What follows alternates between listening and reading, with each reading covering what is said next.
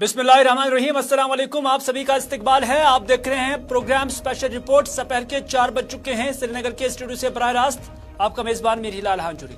नाज़रीन, आज मुख्तलिफ खबरें आया चाहती हैं। जम्मू कश्मीर की सियासी सूरत हाल, जम्मू कश्मीर की इक्तिसादी सूरत हाल और जम्मू कश्मीर में क्या कुछ अप एंड डाउन पिछले 24 घंटों के दौरान हुए हैं, उनसे मुतलिक जो अहम खबरें हैं, जो अहम डेवलपमेंट्स हैं, आप तक पहुंचाने की कोशिश करेंगे। लेकिन इब्तिदा महबूबा मुफ्ती के उस बयान से जो उन्होंने आज मिलिटेंसी और उसके साथ साथ ठेकेदारों को लेकर दिया है।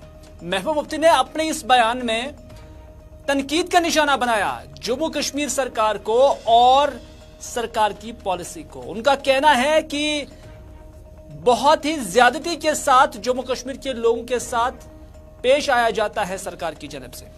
महबूबा मुफ्ती ने कई एक नुकात पर बात की है। पहला नुक्ता, उन्होंने कहा अगर किसी ने मिलिटेंसी छोड़कर मेन स्ट्रीम में आ गया है या ठेकेदारी का काम उसने शुरू किया है, या अगर किसी शख्स का दूर दराज का कोई रिश्तेदार मिलिटेंट रहा है और उसे मारा भी जा चुका है, तो आप ऐसे लोगों की वेरिफिकेशन करके उन्हें ब्लैकलिस्ट क्यों कर रहे हैं। यानी महबूबा मुफ्ती का कहना है कि कई सारे ऐसे ठेकेदार साहिबान हैं जिन्हें ब्लैकलिस्ट किया गया है महज इस वजह से कि या तो वो पास्ट में बहुत पहले मिलिटेंट थे और उसके बाद उन्होंने मिलिटेंसी तर्क की है, मेन स्ट्रीम में आ गए, या किसी का कोई रिश्तेदार, चाहे वो नजदीकी रिश्तेदार हो या दूर दराज का कोई रिश्तेदार हो, उसने बंदूक पकड़ी हुई थी और उसके बाद वो मर भी गया है।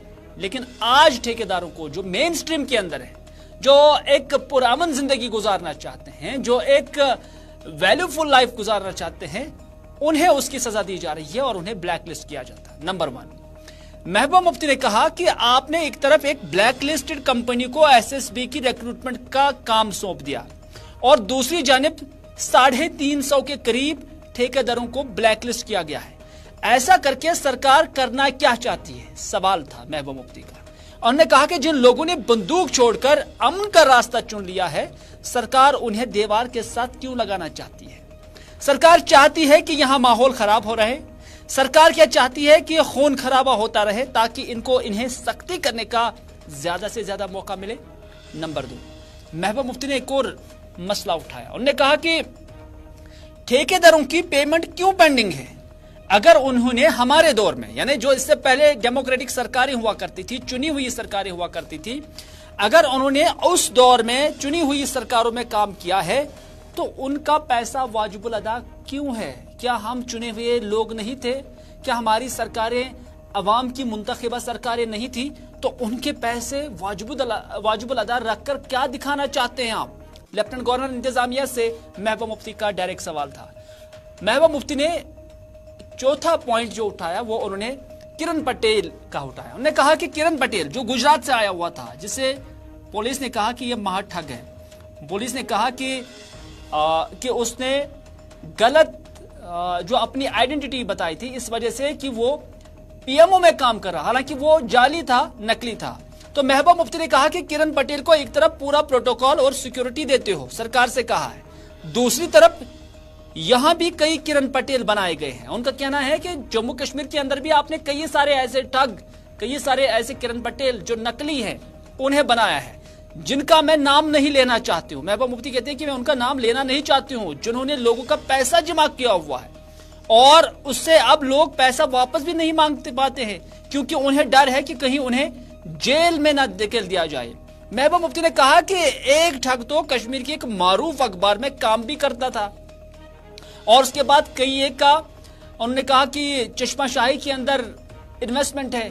तो महबूबा मुफ्ती कहती है कि ऐसे ठग जो किरण पटेल जैसे ठग थे, उन्हें न सिर्फ आप सिक्योरिटी और प्रोटोकॉल देते हो बल्कि आपने यहां पर भी कई सारे ऐसे ठग बना दिए। क्या कुछ कहती है महबूबा मुफ्ती, मुकम्मल तौर पर उन्हीं की जुबानी सुनते हैं। कोई किसी ने मिलिटेंट था, उसने मिलिटेंसी छोड़ के मेन स्ट्रीम में आ गया, पिछले 10-30 साल से वो ठेकेदारी का काम कर रहा है, या किसी का दूर दराज रिश्तेदार कभी मिलिटेंट रहा है जो मारा गया है, तो आप उनकी क्राइम ब्रांच से इन्वेस्टिगेशन करवा के उनको ब्लैक लिस्ट कर रहे हैं। यहाँ से एक तरफ से आपने एपटेक जैसी कंपनी जो ब्लैक लिस्टेड कंपनी है उसको एम्प्लॉय किया, दूसरी तरफ से जम्मू कश्मीर में आपने जो अपनी रोजी रोटी कमाना चाहते हैं उसको जुर्म बना दिया है। तो यहाँ के ठेकेदारों को ब्लैक लिस्ट किया, आज भी कोई 300-350 को ब्लैक लिस्ट किया कि उनका कोई रिश्तेदार मिलिटेंट रहा है, वो दुनिया में है भी नहीं। उससे पहले 40-50 को किया कि वो कभी मिलिटेंट रहे, उन्होंने मिलिटेंसी छोड़ के मेन स्ट्रीम में। तो क्या चाहते हैं गवर्नमेंट, क्या चाहती है, लोग क्या करें? मुझे लगता है कहीं ना कहीं ये सरकार चाहती है जिन लोगों ने बंदूक छोड़ के मेन स्ट्रीम ज्वाइन की या जिनका कोई रिश्तेदार मिलिटेंट रहा है, ये इनको मजबूर करना चाहते हैं। They want to push them to the wall. ये चाहते हैं यहाँ खून खराबा हो, यहाँ माहौल खराब रहे, ताकि इनको यहाँ सख्ती करने का और ज्यादा मौका मिले। तो इसलिए मैं यहाँ की जो एडमिनिस्ट्रेशन से उनको ये कहना चाहती हूँ कि आप इस तरह इतनी नाइंसाफी, और 2018 से पहले जिन ठेकेदारों ने जो भी काम किए थे वो भी तो सरकार थी, वो तो कोई चाइना से आई हुई सरकार नहीं थी, यहाँ के लोगों की चुनी हुई सरकार थी। अगर ठेकेदारों ने काम किए हैं तो उनके बिल क्यों रोके, उनका पैसा क्यों नहीं, पेमेंट क्यों नहीं की जाती है? तो एक तरफ से आपका किरण पटेल है, एक ठग गुजरात से आया, उसको आप पूरा प्रोटोकॉल देते हो, उसको Z+ सिक्योरिटी देते हो, उसके चाहे पुलिस के अफसर हैं या दूसरे अफसर हैं उसके बैक एंड कॉल पे होते हैं, उसका हुक्म चलता है। इसी तरह आपने यहाँ कई किरण पटेल बनाए हुए हैं जिनका मैं नाम नहीं लेना चाहती हूँ, जिनको पूरी अथॉरिटी दी गई है, उन्होंने दुनिया भर का पैसा यहाँ जमा किया हुआ है, और अब लोग उनसे पैसा भी वापस नहीं मांगते क्योंकि डर लगता है कि आप पैसा वापस मांगेंगे ये ठग हमें जेल में डाल देंगे। आपको पता है वो कौन से ठग है? एक तो ग्रेटर कश्मीर में भी काम करता था, ऐसे कई लोग हैं। एक तो यहाँ चश्माशाही में उसका 3-3.5 करोड़ रुपया तो उसका किराया बनता है। ऐसे कई ठग हैं जिनको ये पैट्रनाइज करते हैं। और दूसरी तरफ से ये यहाँ के जो आम लोग हैं, चाहे वो ठेकेदार है चाहे जर्नलिस्ट है, उसके ना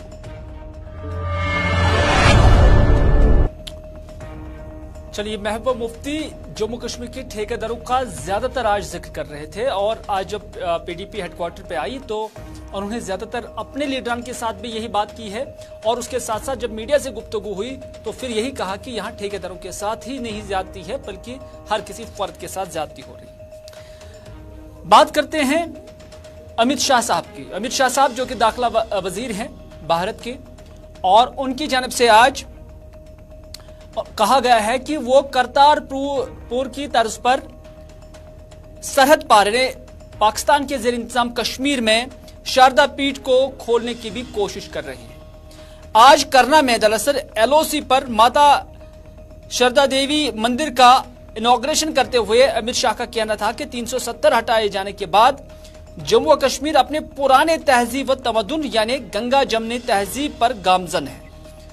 आज इस तकरीब में यहां भारतीय जनता पार्टी से वाबस्ता कई सारे कारकुन और लोग भी मौजूद थे। उस वक्त जब अमित शाह ने इस मंदिर का, माता शारदा देवी मंदिर का करना के अंदर इनॉग्रेशन किया, उस मौके पर यहां बीजेपी से वाबस्ता कई सारे लोग थे और हिंदू मजहब से वाबस्ता भी कई सारे लोग यहां पर मौजूद थे। हालांकि मुसलमान भी यहां पर काफी थे, और इस मौके पर उन्होंने कहा कि 370 हटाए जाने के बाद जम्मू कश्मीर अपने पुराने तहजीब व तमद्दुन यानी गंगा जमनी तहजीब पर गामजन है।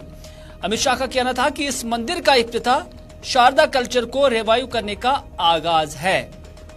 यानी जो अब लाइन ऑफ कंट्रोल पर माता शारदा देवी मंदिर के नाम से मंदिर का इनॉग्रेशन किया गया है, उसी पर महबूबा मुफ्ती का भी जवाब आया है। महबूबा मुफ्ती ने कहा है कि शारदा मंदिर खोलने का कदम खुशाइन कदम है, यानी जिससे आज अमित शाह साहब ने इनॉग्रेशन किया उस पर महबूबा मुफ्ती ने कहा कि एक खुशाइन कदम है। महबूबा मुफ्ती का कहना था कि हम हमेशा कहते आए हैं कि हम चीजों को मिल बैठकर बातचीत और रिकंसिलेशन व रिजॉल्व में यकीन रखते हैं। हमें यकीन है कि यह कदम सिर्फ पिलग्रिमेज तक ही महदूद नहीं रहेगा बल्कि मुजफ्फराबाद रोड पर तिजारत की बहाली भी होगी, ये महबूबा मुफ्ती ने कहा। ये महबूबा मुफ्ती ने इस वजह से कहा क्योंकि अमित शाह साहब ने कहा है कि सरकार करतारपुर की तरह या करतारपुर की तर्ज पर सरहद पार कश्मीर में शारदा पीठ को खोलने के लिए भी कोशिश करेगी।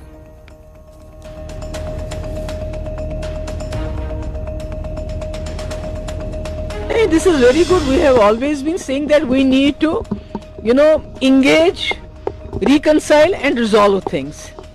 So opening of Shada temple is a very good thing. It is something that the Kashmiri Pandits were looking forward to.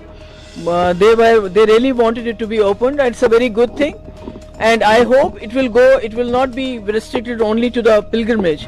It will go beyond that. और इसके साथ साथ I also hope that the business which was conducted on Muzaffarabad Road and Rawalakot Road, that also is resumed.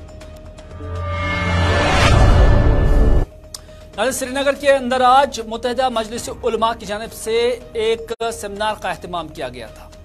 दरअसल ये इस्तिकबाल रमजान पर एक seminar का एहतमाम हुआ था और इस सेमिनार में मुख्तलिफ तबका हाई फिक्र के उलमाए किराम और खुतबा ने शिरकत की है। सेमिनार में जहां मुबारक रमजान मुबारक के अयाम में ज्यादा से ज्यादा मुखलिस और इबादत इलाही व खिदमत खलक में लोगों को पेश पेश रहने की तलकीन की गई है, वहीं पर इस सेमिनार में जो मुख्तलिफ उलमाए किराम थे, जो मुख्तलिफ खुतबा थे या मुकर्रिरीन थे, उन्होंने इंसानी, जमहूरी और इखलाकी बुनियादों पर मीर वाइज कश्मीर मौलवी मोहम्मद उमर फारूक की रिहाई का भी मुतालबा किया है। उन्होंने कहा कि यह भी मुतालबा उन्होंने किया है कि रमजान से कबल ही मीर वाइज साहब को रिहा किया जाए। ऐसे उलमा का कहना था कि उन्हें गैर जमहूरी तरीके से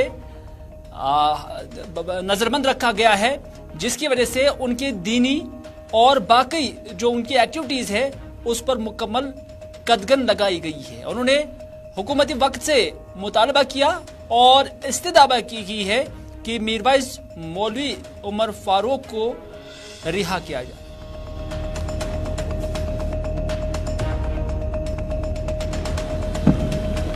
मुत्तहिदा मजलिस उलमा जम्मू कश्मीर के इस अजीम प्लेटफार्म पर आज ये इजलास मुनक़िद हुआ। इस इजलास की अहम तरीन गरज पहली ये है कि इस्तक़बाल रमज़ान के सिलसिले में यहाँ के तमाम अइम्मा, यहाँ के उलमा और उनके तवस्सुत से यहाँ के अवाम रमज़ान मुबारक उस तरह से गुजारें जैसे अल्लाह का और अल्लाह के नबी का हुक्म है, और जिसके नतीजे में रमज़ान इंसान की रूहानी और अखलाकी तरबियत और माशरे के सुधार और समाज की खराबियों को दूर करने का ज़रिया बनता है। इस गरज के लिए ये इजलास मुनक़िद हुआ और फोरम में शामिल तमाम हजरात की तरफ से ये नुमाइंदगी हो रही है कि मुताल्लिका तमाम इदारे इस पर संजीदगी के साथ इंसानी उसूलों के मुताबिक और जो शहरी हुकूक हैं उन शहरी हुकूक और मजहबी हुकूक को सामने रख करके मीरवाइज कश्मीर की रिहाई को यकीनी बनाएं। और इस सिलसिले में जो अपीलें अब तक की गई हैं और इस वक्त जो अपील की जा रही है उस पर इंसानियत की बुनियाद पर और अखलाक और जमहूरियत की बुनियाद पर और ख़ास तौर पर मुसलमानों के ईमानी एहसासात को सामने रख करके इस मुतालबे को पूरा किया जाए और बसूरत दीगर इसके नतीजे में जो जहनों में तरह तरह की गलतफहमियाँ पैदा होती हैं वो इंतहाई अफसोसनाक होती हैं। बहरहाल मुकर्रर सकर्रर फोरम की तरफ से दरख्वास्त की जा रही है कि मीरवाइज कश्मीर की रिहाई को यकीनी बनाया जाए और इसी गरज के लिए ये इजलास मुनक़िद हुआ। तो खुलासा ये है कि इस इजलास आज यहाँ मीरवाइज मंजिल में इस्तक़बाल माह रमज़ान के हवाले से ये इजलास मुनक़िद हुआ, जिसमें ज़िम्मेदारान उलमाए किराम, मशाइख और खुतबा हज़रात हाजिर हैं। और इस इजलास में इंशाअल्लाह इसका पैगाम यही जाएगा कि आने वाले माह रमज़ान में अपनी ईमानी और शरई ज़िम्मेदारियों का एहसास करते हुए अल्लाह ताला की बंदगी का हक़ अदा करके जो हमारे मुआशरे में बिदात हैं, मुश्किलात हैं, उनके हवाले से भी हमारे मेंबरों से, हमारे महराबों से ये पैगाम चला जाए कि ज़्यादा से ज़्यादा जवान। नाज़रीन, पूरे मुल्क के अंदर 3 ही ऐसे अजला हैं जो टीबी फ्री हैं, यानी ट्यूबरकुलोसिस फ्री हैं, और इन 3 अजला में जम्मू कश्मीर सर-ए-फ़हरिस्त है। है, यानी जम्मू कश्मीर से ही इनका ताल्लुक है। ये जो 3 अजला है जो टीबी फ्री करार दिए गए हैं पूरे मुल्क के अंदर, और इसमें जहां जिला बड़गाम पहले से ही टीबी फ्री करार दिया गया था, यानी कि यही बताया गया, यही दावा किया गया कि बड़गाम के अंदर कोई टीबी पेशेंट अब नहीं है, यानी टीबी जिला बड़गाम के अंदर नहीं है। वहीं पर अनंतनाग और जिला पुलवामा को भी टीबी फ्री करार दिया गया है। और इस हवाले से अनंतनाग के अंदर जो जिला ट्यूबरक्लोसिस ऑफिसर है डॉक्टर फहीम, उन्होंने इस हवाले से क्या कुछ कहा, आइए देखते हैं। देखिए, ये जो टीबी फ्री अनंतनाग को दिया गया है, इस अब तक सिर्फ 3 डिस्ट्रिक्टों में पूरे इंडिया में ये दिया गया है। 2021 में बड़गाम डिस्ट्रिक्ट को दिया गया था जो कश्मीर यूटी से है। इस बार 2 डिस्ट्रिक्टों को दिया गया है, एक अनंतनाग है और दूसरा पुलवामा है। तो आप देख सकते हैं पूरे इंडिया में खाली 3 डिस्ट्रिक्टों को ये स्टेटस मिला है। ये बहुत एक गर्व की बात है कि हमारे डिस्ट्रिक्ट को भी ये मिला है। Right from upper side to the lower side हम देखेंगे। पहले ही हमारी जो एडमिनिस्ट्रेटिव सेक्रेटरी साहब हैं वो इसमें पूरा ऊपर से देख रहे थे कि हमारा जो ये यूटी है वो टीबी फ्री हो जाए। फिर हमारे डायरेक्टर साहब डॉक्टर मुश्ताक साहब, उनकी भी पूरी इस पे कोशिश थी, पूरा ऊपर से देख रहे थे। फिर हमारी डिस्ट्रिक्ट एडमिनिस्ट्रेशन थी, डॉक्टर बशारत कोयूम साहब। फिर हमारे जो डिस्ट्रिक्ट में हमारे सीएमओ साहब है जागो साहब, और फिर हमारे बीएमओज है, मेडिकल सुपरिटेंडेंट्स है, हमारे डॉक्टर्स है, लैब टेक्नीशियंस है, हमारे एनटीईपी का स्टाफ है, जिनकी वजह से जिनने सबसे ज़्यादा काम किया है इसमें। फिर उसके बाद हमारे ग्रास रूट लेवल वर्कर्स है, आशाज है, बाकी है, इन सबों का काम है। हिंदुओं का अहम त्योहार नवरात्रा, यानी आज से नवरात्रे शुरू हो गए हैं, और इस हवाले से वादी कश्मीर के अंदर भी जो मंदिर हैं वहां पर जोश जज्बे के साथ और मजहबी जोश खरोश के साथ ये त्यौहार मनाया जा रहा है। और हिंदू मजहब के मानने वाले नवरात्रा को मजहबी जोश जज्बे के साथ मनाते आए हैं। कश्मीर में भी हिंदू मजहब के मानने वाले इस फेस्टिवल को मजहबी जोश जज्बे के साथ मनाते हैं। इन दिनों हिंदू अकीदतमंद माता दुर्गा रानी के मंदिर में, यानी जो दुर्गा मंदिर डलगेट है, वहां पर भी देखे जा रहे हैं और वहां पर खुसूसी पूजा पाठ में भी शरीक हो रहे हैं। आज हमारा बसंत नवरात्रे का पहला दिन है। नवरात्रि का हम लोग जो है सो संकल्प लेकर के ये व्रत रखते हैं।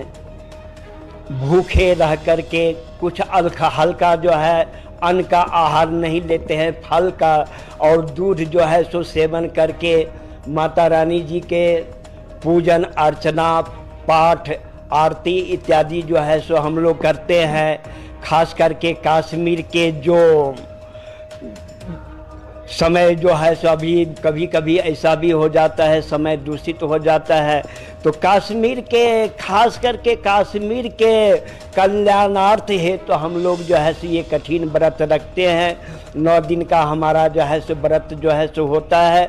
9 दिन हम लोग विधिवत जो है सो पूजन करते हैं, माता रानी जी का भोग लगाते हैं, फल फ्रूट मिठाई इत्यादि से भोग लगाते हैं और ये नवरात्रि का हम लोग जो है सो पूजन करते हैं।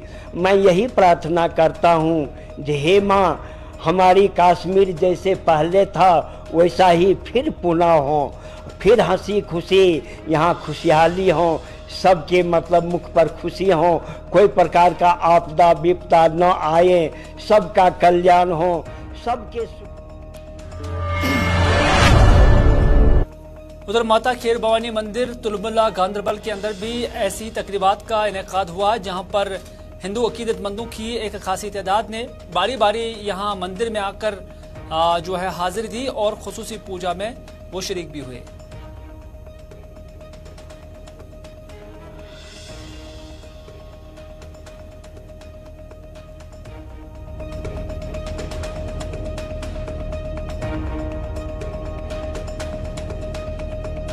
माता खीर भवानी जो है आज माता का पहला नवरात्रा है, पहला दिन है, तो जिसके जो है हमारे 9 नवरात्रे आते हैं।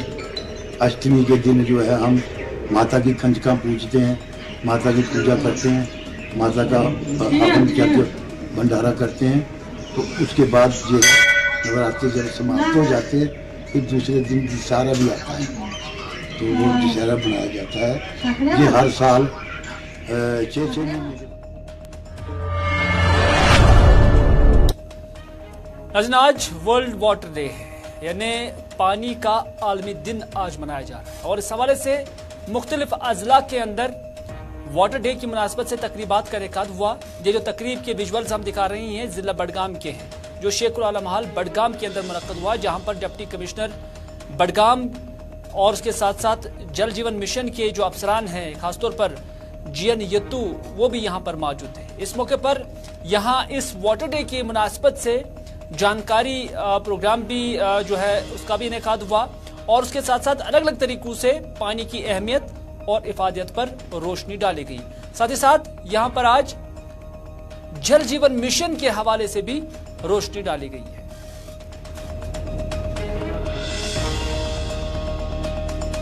वर्ल्ड वाटर डे है, इसको हमने सेलिब्रेट किया है अवेयरनेस कैंपेन के तौर पे। और दूसरा जो हमारी फ्लैगशिप स्कीम चल रही है जल जीवन मिशन, उसके साथ डॉवटेल किया है। तो हमारा यही एम है कि जो ऑनरेबल पीएम सर और ऑनरेबल एलजी सर की जो विजन है कि शुद्ध पानी और हर घर को पानी मिले, इसके अंडर जेजीएम के अंडर ज़िला बडगाम बाकी ज़िलों की तरह यूटी की बहुत अच्छा काम कर रहा है। और जो हमारी टाइमलाइन है, आई एम श्योर उससे पहले ही हम अपनी सारी स्कीम्स करेंगे। उसके साथ अभी डीसी साहब ने बताया कि ये चूँकि नेशनल लेवल का फ्लैगशिप प्रोग्राम है और इसमें जो ऑलरेडी टारगेट सेट किए गए हैं उसके हवाले से काफ़ी काम पहले ही हो चुका है और जो कुछ बोटलनेक्स इनिशियली आए थे वो भी रिमूव हो चुके हैं।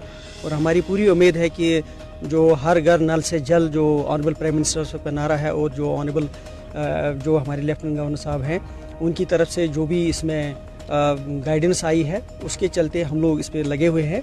और हमें पूरी उम्मीद है कि जो भी टाइमलाइन सेट हुई है टू कंप्लीट द चाहे इंफ्रास्ट्रक्चर हो। नाज़रीन, आज के स्पेशल रिपोर्ट में बस इतना ही। अपने मेजबान मीर हिलाल हांजरी को दीजिए इजाजत, इस वादे के साथ कि अगर जिंदगी रही तो आपसे फिर होगी मुलाकात। तब तक के लिए खुदा हाफिज, फी अमान।